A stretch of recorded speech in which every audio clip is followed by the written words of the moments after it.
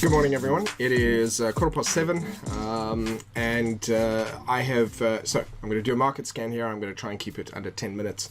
And so this one goes out to you, Huggy. I'm just going to let you know I kind of took some of that feedback into account, so we're going to try that. So again, it's a beautiful morning. I say that the mornings always start out very nice in the UK, and then they kind of go sour, and then you get a nice evening in summer. So it's a real miracle if you get a whole day that's really nice. Yesterday was pretty cool, but as soon as I open the windows, of course, the camera just freaks out, doesn't like it. So what are you going to do? Right, and what I've got here, 4 different time frames. Right, so instead of the 6 that I usually use, I've gone down to 4, which is not really that different for me, but it's probably not as good for you guys. And I've enlarged the text, and so you should be able to see a little bit better, and then hopefully that helps a lot. So I have got, starting on bottom right, I've got the daily, 4 hourly, 1 hourly, and 30 minutes, which means that I might take trades on the 15 minutes or the 2 hours. I might take trades between that on those time frames. But this is, in terms of the scan, is going to give me basically, is going to be able to give me a broad overview. Okay, so starting at the top, Wall Street, looking at that daily overall, it is trying and attempting to kind of stay where it is. It's trying to hold above support. If it drops through that, it should drop significantly lower. So if I then look at the 4 hour, I can kind of monitor what's happening there, if it's potentially going to break down on that. Again, I'm still concerned about that. The best one, the safest one, relatively speaking, to trade currently under these types of conditions is usually the NASDAQ or the US tech, but even that has no clear direction on the 4 hour. So I'm going to skip that. S&P actually looked better while I was chatting to you here. Look, it's got a nice one. It's got an uptrend. Putting back into this area, a nice little bullish candle on support. Could be good, or on a fib level as well, by the way. For those of you who don't know me, I mean fib levels, pivots, all of those incredibly powerful. You've got a really nice swing low on the daily here. So the S&P is very happy. Wall Street and the Dow, not really so much. Just look at the Russell 2000. Russell 2000 is more like the S&P. That's looking really good. The daily looks bullish. In isolation, not knowing where we are potentially in terms of all-time highs, or maybe but overbought on the weekly or monthly, we still look good if I didn't know about all that stuff. And so I don't want that to skew my judgment too much. Then if I look at the FTSE 100 in the UK, it's still within this range. So actually I'm just going to very quickly modify that and just increase that that date. Just make it a little bit more, maybe one more. Leave it at that. Go back to the daily. I love this platform. If anyone's interested, it's pro real time. I like MT4. I love eSignal. I love TradeStation. Trading View is pretty cool as well. So there's no judgment. This reminds me of eSignal, so that's why I like to use it. I just find it very nice and interactive. Part of it is because I can do in between time frames, so I can jump to the 2 hour, or if I wanted to, 2.5 hour minute. You can do bizarre stuff. So you can do tick as well, tick data. All of that is fine, but that's more for market analysis than it is for trading. When it comes to trading, I can just do it on MT4 if I need to. It doesn't really matter. Right, so EU stocks still trying to stay within that range. So hopefully this larger text and the zooming in is easier for all of you to be able to see there. Okay, so Germany 30. I mean, overall, this isn't really something that I'm enjoying on my watch list. What I would prefer to see, the easy money making stuff, relatively speaking, is when the chart would look like this, or when it looks like that. All of that is pretty much the best kind of conditions to trade in. Doesn't have that at the moment. Hong Kong actually pushed higher, and then kind of has finished relatively bearishly. So basically what it's, again, following on from yesterday, it's implying that the market is not really got the juice. So just for this morning, until the US comes online, not high on the list. Once the US comes online, if it starts climbing, pick it up. Yeah, sure. Looking at the Nikkei, this is significant, by the way. We're coming down to that level of support, especially down here. You can see how much it's held above that level in the past, and I think that's actually worth marking. So I'm just going to go through and do exactly that. Just go through and grab that little level just to kind of identify that 22,200. Fine. Let's just go over here and get, just because it's so crisp, I want to get a part of that. Once we break through that, we're likely to see it start to head lower, down to about here.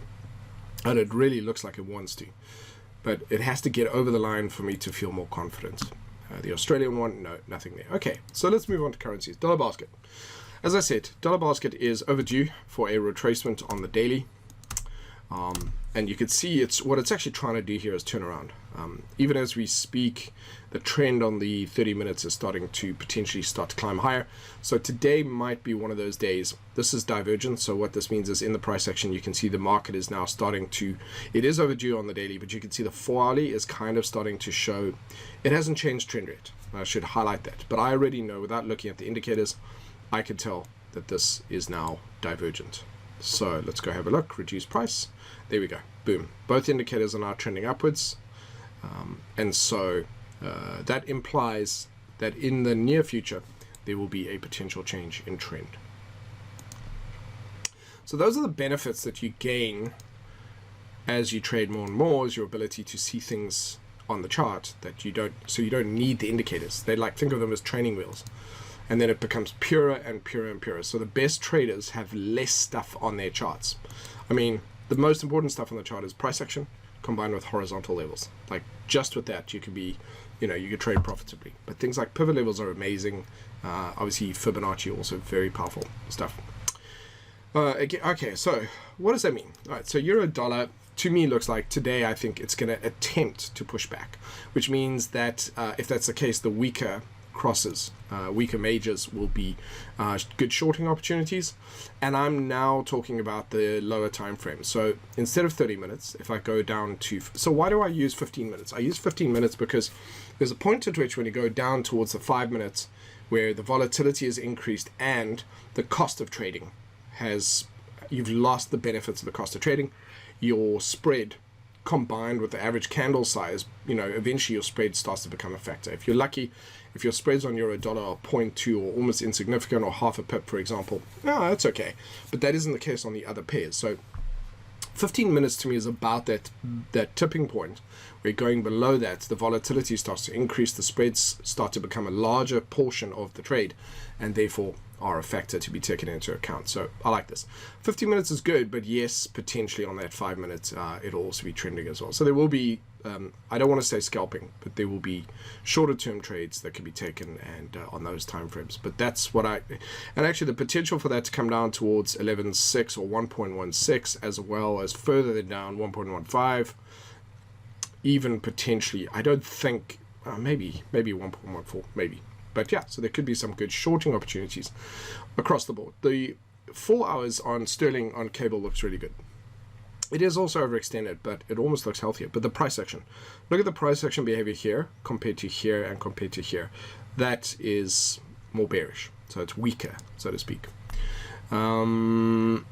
Okay, so this managed to just break through that 0.71 level and is already coming back down below it. So I think today it's reasonable to expect we'll see a bit of a pullback. So if you are long in the positions, if I was long in the positions, I could consider taking some profit or updating my stop loss if that was the case.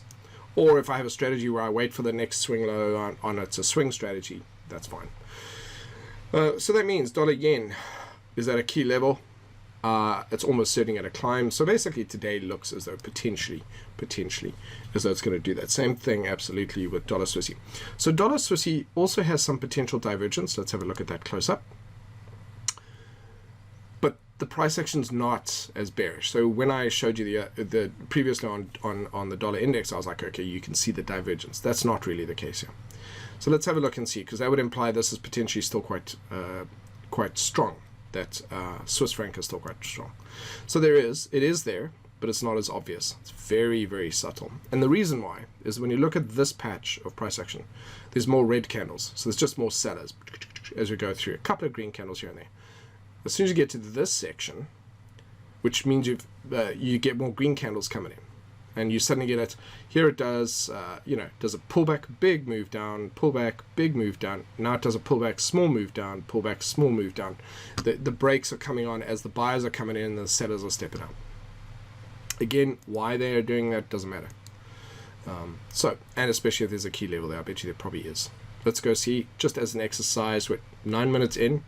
Oh my God, I better hurry up. Okay, forget about it. We'll move on. Okay, dollar CAD. So basically today, I would look for shorter term moves that are opposite to what we've had. You take advantage of the daily retracement but on the much lower time frames, 1 hour and less, like 5 minutes, 15 minutes, 30 minutes probably, and that's it, because there's only a window where the daily is doing a retracement, and we're actually, I would be trading against the higher time frame, and that is not ideal. Euro Aussie still looks good, man. Look at that. That's beautiful. That's come back. Bullish candle and a swing low. I think we've broken the high. Have we? Have we? Have we? Yes, we have. I need to know. 1644.43. 60. Yeah. Okay. So we now have high lows, two high lows, two high highs. We're in an uptrend. There we go. That I think is going to head up. So today I would be potentially long on that, which means Euro Kiwi almost certainly long on that. Euro Yen has pulled back. There's a potential swing trade opportunity which I highlighted yesterday, which I need to get my orders in. Euro Swissy looks like it's going back, so that looks like that's heading lower. Euro CAD, really nice intraday opportunities. I prefer this. This looks really good. 4 hour looks great. Pound Aussie, man, we knew this a long time ago. There we go. But this is now for me, can come onto my watch list, so I might do a live trade on this and actually look at this. This is beautiful. There we go. Perfect trade. And when was that? Okay, it was midnight. I wasn't going to get that. But that can sit on my watch list. So I would say I'm now happy to start trading that. And look at that 1.18. Sorry, 1.8. I'm happy to do that. So Pound Aussie is officially now on my watch list for long trades. Pound Kiwi the same. Look at that. Very nice little setup occurring right now. So they all look good. So there's now, you can see those markets on the climb. Pound Kiwi looks beautiful. Look at that. And it's not always the case. So it just looks really good on every single time frame. But Pound Aussie's, the Pound Kiwi has usually got the greatest spread. I don't know why. Maybe because it's just obscure enough, but it's great. It does really big moves as well. So the spread combined with that for smaller accounts is not ideal. But Euro Aussie would be so Pound Aussie, Euro Aussie would be fine on those ones. Excuse me, Pound Yen. It's an uptrend. It's good. So for longs, so basically most of the GBP is looking long. Pound Swissy and Euro Swissy have lost their luster, and part of the reason for that is that the Swissy is quite strong. Pound CAD climbing. So there's a bit of resistance here. You can see that. I'm very cautious with that one, but it does look bullish. So there could be a flat level breakup building up here. Not the best one I've ever seen, but it could be there.